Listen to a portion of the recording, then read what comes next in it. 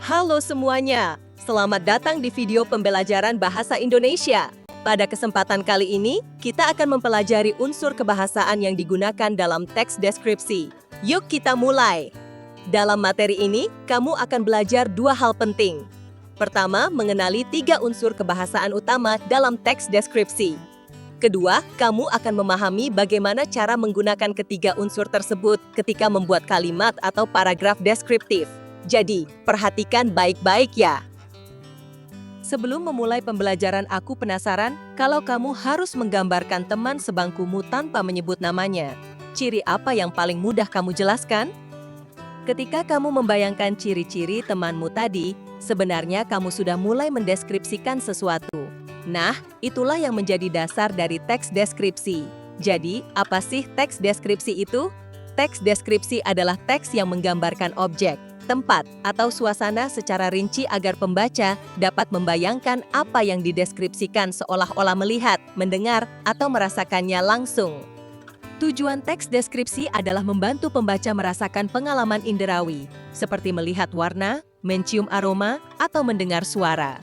Selain itu, deskripsi juga membuat pembaca bisa berimajinasi lebih jauh dan melihat keunikan objek yang sedang dijelaskan oleh penulis sehingga membuat informasi lebih menarik.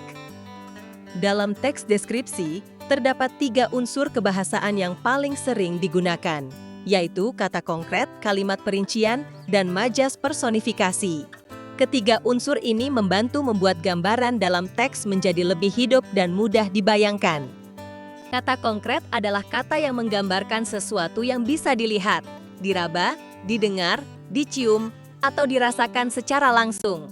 Contohnya seperti jernih, halus, merah bata, wangi melati, atau renyah. Kata konkret membuat pembaca lebih mudah membayangkan objek yang digambarkan.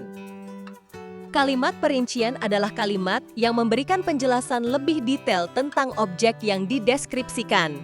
Biasanya, kalimat perincian menyebutkan ciri-ciri objek satu per satu, dari bagian yang besar hingga kecil, atau berdasarkan sifat dan keunikannya.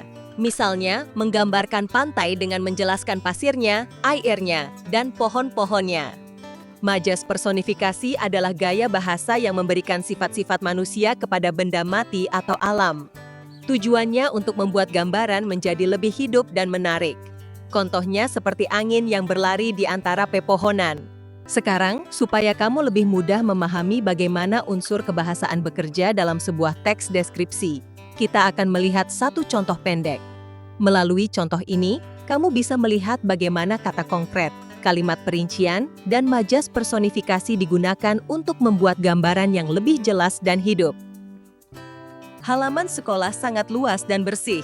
Di tengah halaman terdapat lapangan upacara yang dikelilingi oleh pohon-pohon rindang yang seolah melambai pelan ketika angin berhembus. Di sebelah kanan lapangan upacara, terdapat taman bunga yang indah dengan bunga-bunga berwarna merah, kuning, dan ungu yang tertata rapi. Sementara itu, di sebelah kiri lapangan, berdiri kantin sekolah yang sederhana namun selalu ramai karena aroma makanan hangatnya yang menggugah selera.